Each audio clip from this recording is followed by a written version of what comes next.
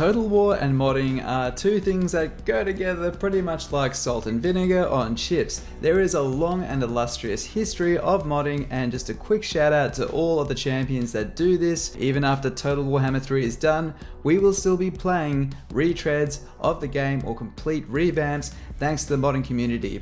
So there's three main types of mods that I'd like to roughly categorize things in, and if you guys enjoy this video, I'll explore the other two. The first one is overhauls, and these completely strip the entire game out and completely rebalance, and sometimes, in the case of the older games like Attila, make a brand new campaign in a completely different time setting. But today we're not going to be talking about overhauls or the cosmetic and graphical updates. If you'd like, we can do that in another video, but today we're talking about cheats.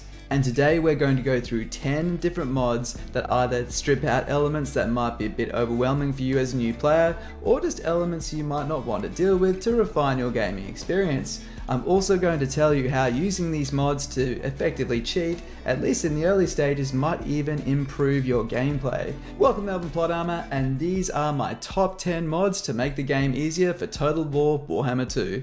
Starting with the things that give you the least advantage, moving our way up to the ones that give the most, we're going to start with number 10, which is the Better Camera mod. Now this I cannot recommend enough for new players. Playing on the battlefield in Total War Warhammer 2 can be very frustrating because there is so much going on. Also, if you are experienced and you're going to try out legendary difficulty, this is a great way to get used to fighting without having the mini-map up, because you can see more of the screen zoomed out, and it can just help you make more informed decisions. When you're ready, take this mod off, or even just leave it on. It doesn't do that much, but you will notice when you do take it off, it gets a little bit harder, but I recommend this mod. It will help improve your situational awareness. So that's number 10 and fairly innocent. Let's get to number 9, which is Equal Auto Resolve. Now what this does is it pulls out the AI buffs in auto resolve on harder levels of difficulty. If you have ever tried it, you'll find the same battle on normal difficulty, try it on legendary, you will go from a decisive victory to a valiant defeat in some cases. What this does is it speeds up your gameplay essentially. If you don't want to have a long drawn out campaign but want to have a more challenging campaign, this is a nice way of speeding up the campaign if you don't want to have to fight multiple battles, or if maybe you're a bit weak with battles. Again, a great way to limp into legendary difficulty. Now onto number 8, which is no public order difficulty modifier. Effectively, when you're on legendary difficulty, your public order in every province takes a -8 modifier. This is just purely due to the difficulty and will compound onto everything else. You will get used to this, I'm not kidding, you will get used to it and it won't seem that much, but if you've only played on normal, boy is it a kick in the nuts if you're not used to it. But what this does is it means you'll be able to focus on the hostile threats around you and less driven by the revolts that are going to happen inside of your provinces by just simply having less of them. Number 7, quite similar, no local populace corruption. Just gonna say this one simply, it just lowers the amount of corruption that can be local and will help you transition provinces into your own corruption type. Useful if you're the Empire or anyone that neighbors Skaven or vampires. Number 6, Legendary Lord one-off respec. Now of this list, this is probably the most popular, and it is a very minor cheat, but I will have to say that it is technically a cheat because when you don't use it, you've probably noticed that the way the AI specs your Legendary Lords is quite garbage, which is why this is such a popular mod.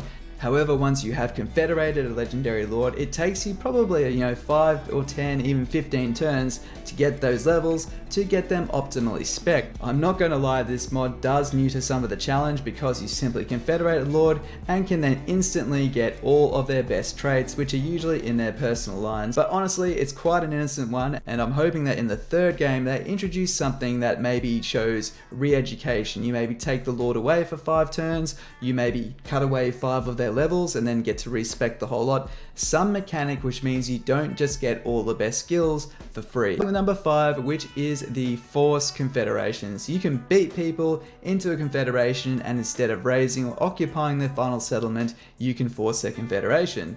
Now, whilst this is nice, this is a huge advantage. Rather than costing you money, you can earn money by beating them in battle and then getting their legendary lords. It's kind of fun in the way if you only want to play through a faction one time only, and you've lost your patience and just want to beat them till they agree. I mean, I understand why you would inherit all of their lands and their armies, but wouldn't you execute the lord? Wouldn't be the lord the first thing you get rid of?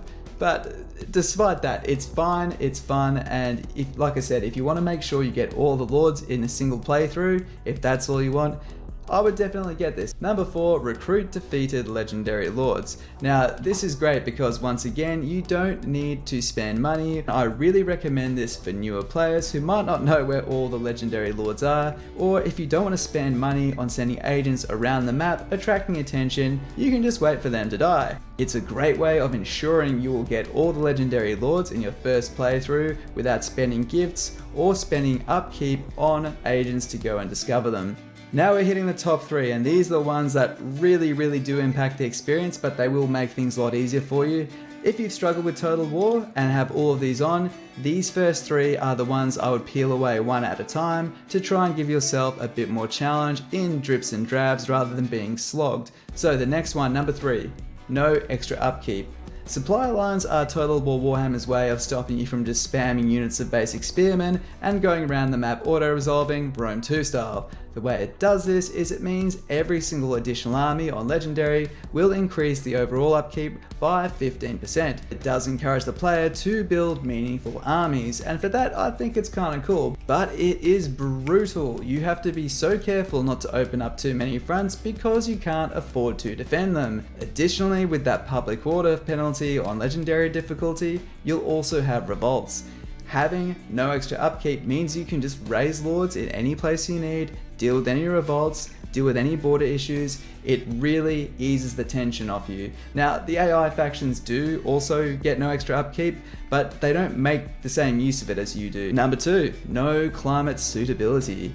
The most improved mechanic of anything in Total Warhammer 2, in my opinion, is the climate suitability. I think this is an excellent upgrade off the Game 1 system, which was simply too restrictive.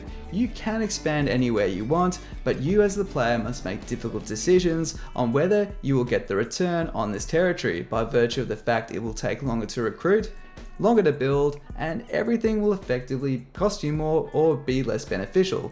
So this is an excellent way of making all the sub-factions play differently. But if this wasn't in the game, honestly, you probably would play the same rough campaign with every single faction because the better settlements are the better settlements, and this adds a nice little wrinkle of complexity. However, it might not be to your taste or might just be a little bit too much for you with everything else that Total War throws at you at once. So the way you deal with this will make everything green climate suitability. You can expand, go wherever you want, whenever you want, without any penalty. I'd recommend getting really used to a single faction, the way they build, and their priorities on civil administration, and then peel away this if you are having trouble. But this is a great way of just making expansion a lot more simple, and you might just hate it. You might want a faster game. This will make your game faster. And number 1, the 3 skill points mod.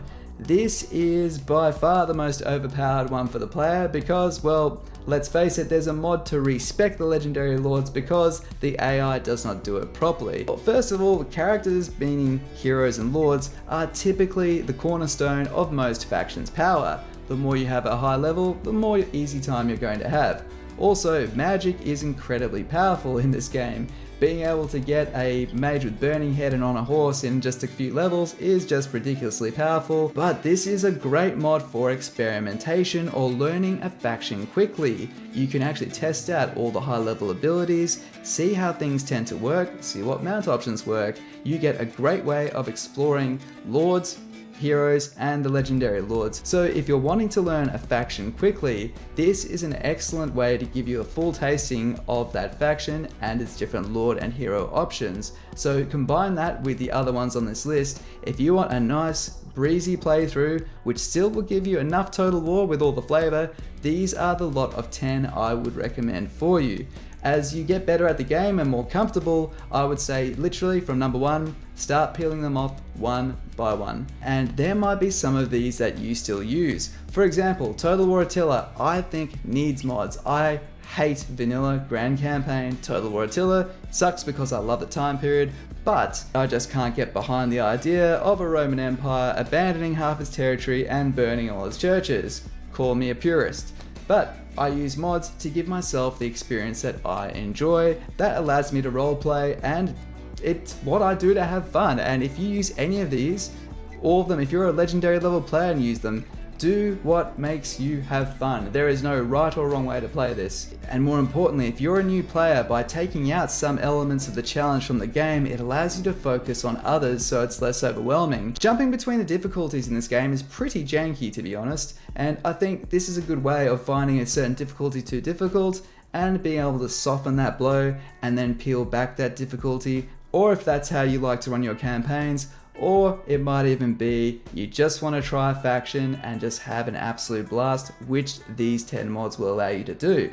And that's it for this video. If you'd like me to cover the mods for the best overhauls or the best cosmetic or graphical updates, let me know in the comments below and we can look at making that video too. This is Elven Plot Armor. If you've enjoyed this video, please consider subscribing. It all helps out, and I will see you next time. Cheers.